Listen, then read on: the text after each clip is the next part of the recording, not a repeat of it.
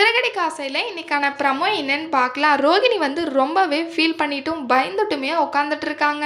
அப்போ திடீர்னு முத்து வீட்டுக்கு வராங்க. வீட்டுக்கு வந்துட்டு, என்னம்மா பார்லர் அம்மா இங்கே தான் இருக்கியா, வா நான் உன்கிட்ட ஒரு முக்கியமான விஷயம் சொல்லணும்னு சொல்லிட்டு இருக்காங்க. உடனே அதை கேட்டதும் ரொம்பவே பயப்படுறாங்க. தினேஷ் வந்து எல்லா விஷயத்தையும் சொல்லியிருப்பாங்களான்னு சொல்லிட்டு இல்லை. அதுக்கப்புறம் ஒரு முத்து சொல்கிறாங்க, நான் இப்போ எல்லாருமே கூப்பிட போகிறேன், நீயும் வான்னு சொல்லிட்டு சொல்கிறாங்க. எல்லாரும் வீட்டில் இருக்கிறவங்கெல்லாம் வாங்கன்னு சொல்லிட்டு கூப்பிடுறாங்க.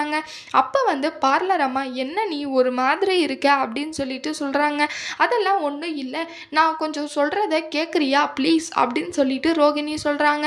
அப்போ வந்து, நீ சொல்கிறதெல்லாம் நான் கேட்கணும்னு எந்த அவசியம் இல்லை, நீ நடக்கிறத மட்டும் வேடிக்கை பாரு அப்படின்னு சொல்லிட்டு முத்து சொல்கிறாங்க.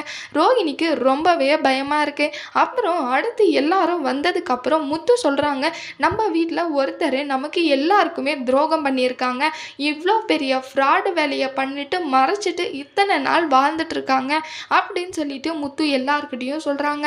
அதை கேட்டு யாருக்குமே ஒன்றுமே புரியல. என்னடா எதுவுமே சொல்லாமல் மொட்டையாக சொல்கிறானே அப்படின்னு சொல்லிட்டு எல்லாருமே யோசனையில் இருக்காங்க.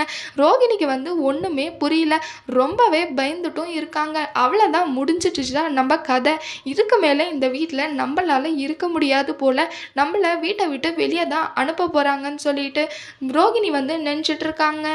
முத்து ரோகிணியை பற்றி எல்லார்கிட்டையும் சொல்லுவாங்களா மாட்டாங்களான்னு வரப்போகிற ப்ரமோவில் பார்க்கலாம். இந்த வீடியோ பிடிச்சிருந்தா லைக் பண்ணுங்கள். பாய்.